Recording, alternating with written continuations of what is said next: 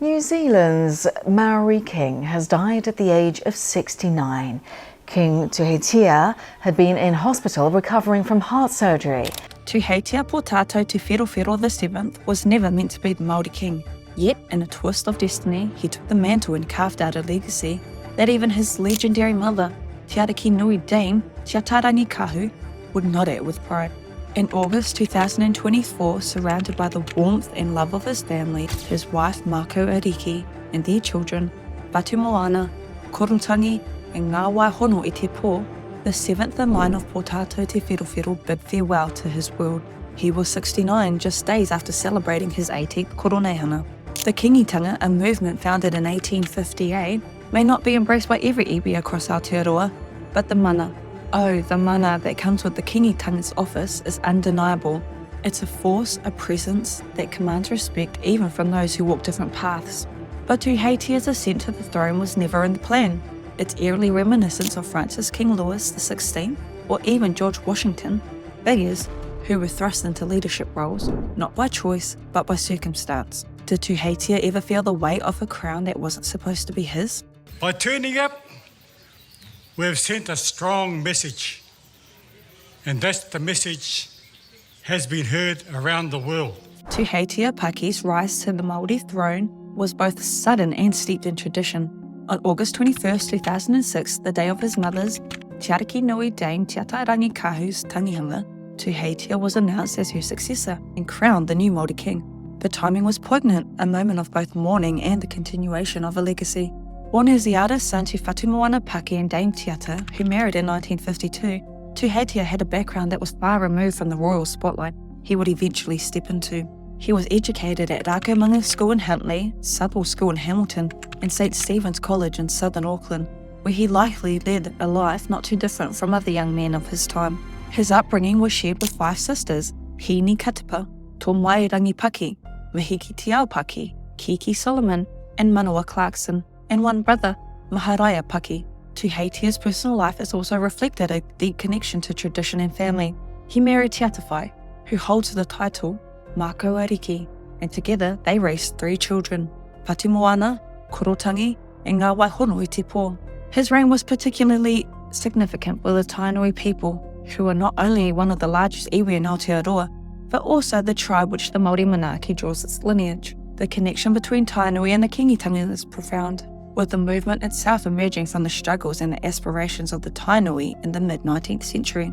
The Tainui iwi has historically been a staunch supporter and protector of the kingitanga, with the monarchy serving as a beacon of unity and leadership for the people.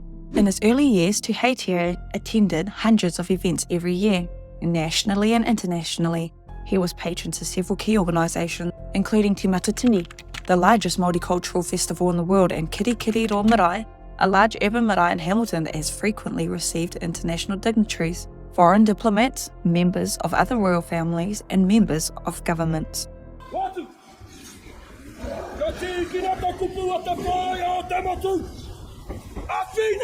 Now, as the Māori people mourn the passing of the 7th Māori king, a question looms large. Why does a monarchy born out of resistance still hold power today? What does it mean for the Māori, and why should the world care? The Māori monarchy, often overlooked by global audiences, is not just a symbol of cultural pride, but a testament to a people's enduring struggle against colonisation. Today, as the world grapples with the legacy of colonialism, the story of the Māori king offers crucial insights into the resilience of Indigenous cultures and the ongoing fight for sovereignty. But is this monarchy a relic of the past or a vital institution that continues to shape the future of Aotearoa, New Zealand? Is the Māori monarchy a symbol of resistance against colonisation or a relic of the past? To understand the significance of the Māori king, we must go back to the mid-19th century when the Māori tribes of New Zealand faced an unprecedented threat from British colonisation. The British, driven by a desire to control land and resources, sought to undermine the sovereignty of the Māori people, leading to increasing tensions and conflicts. In response, the Māori tribes took a bold and unifying step. They appointed a king. This move was not merely a mimicry of the British monarchy, it was a strategic decision to consolidate power and present a united front in negotiations with the colonisers. In 1858, the first Māori king, Pōtatau Te Wherowhero, was crowned, symbolising the collective will of the Māori to resist the encroachment of their land and rights. The Māori monarchy was thus born out of a deep need for unity and self-determination, embodying the aspirations of the people fighting to preserve their way of life.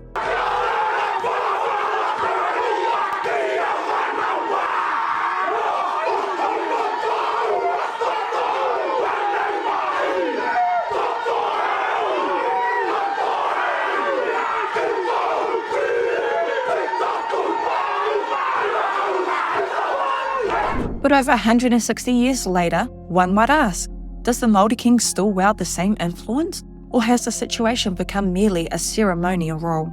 In a modern, democratic New Zealand, does the Māori king still hold power? Or is it purely symbolic? Today, the Māori king is seen by many as a figurehead, a symbol of cultural identity and pride rather than a political leader with real power. However, this view underestimates the nuanced role the king plays within the Māori community and New Zealand society as a whole.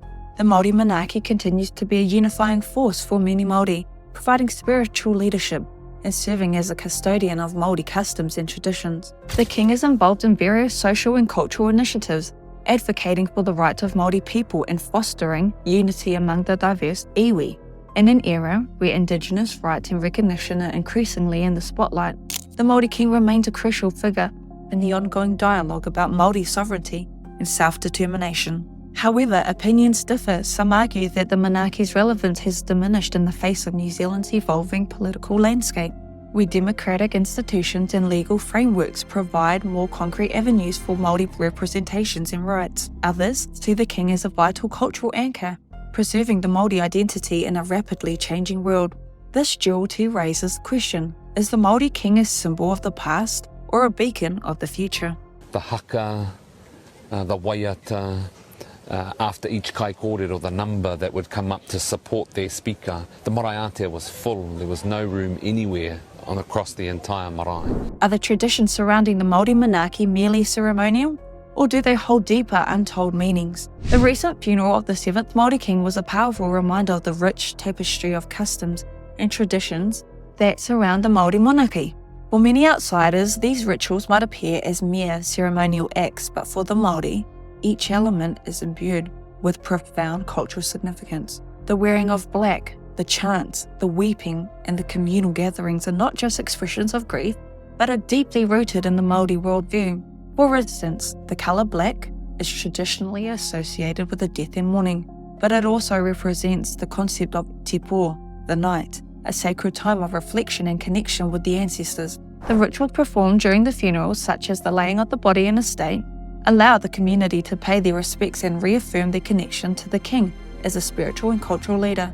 The funeral rites extend far beyond the immediate period of mourning. The Māori have intricate customs that dictate how the mourning process unfolds, sometimes lasting weeks. These traditions serve to honour not just the deceased, but also the continuity of the Māori monarchy, reinforcing the bond between the living and the spiritual world. By understanding these customs, one gains a deeper appreciation of the Māori monarchy's role in preserving and perpetuating Māori culture. But as these traditions are showcased to the world, it begs the question, are these customs a steadfast connection to the Māori heritage, or are they at risk of becoming mere performances in a globalised world? Has colonisation weakened the Māori monarchy, or has it only strengthened its resolve and significance? The impact of British colonisation on the Māori people cannot be understated. The loss of land, language, and autonomy has had lasting effects, and the Māori monarchy has not been immune to these pressures. However, rather than being eroded by colonisation, the Māori monarchy has adapted, proving its resilience in the face of adversity. So what does the future hold for the Māori monarchy? Will it continue to be a vital institution, or is its relevance waning in the face of modernity? This question remains open, but one thing is clear, the Māori king remains a potent symbol of a people's enduring quest for self-determination and cultural survival. As the world watches the passing of the 7th Māori king, will they understand the true significance of the Māori monarchy, or is its story destined to remain untold? The Māori monarchy is more than just a chapter in New Zealand's history. It is a living testament to the resilience of Indigenous cultures in the face of colonisation. It challenges us to rethink our understanding of monarchy, tradition, and cultural identity in a modern, globalised world. And this is just day one. Our time is now. Kotahitanga is the way. For the Māori, the monarchy is a source of pride, unity and continuity, a link between the past, present and future. For the world, it offers powerful example of how Indigenous institutions can survive and thrive even in the most challenging of circumstances. As we reflect on the legacy of the 7th Māori king, let us also consider the broader implications of this story. What does it tell us about the power of cultural resilience? What lessons can we learn from the Māori monarchy that are relevant to other Indigenous cultures and communities around the world? And perhaps, most importantly, what will be the role of the Māori monarchy in the years to come? If you enjoyed this deep dive into Māori monarchy, don't miss our next video. Click here to watch more of our captivating content and stay updated on the hottest news and controversies.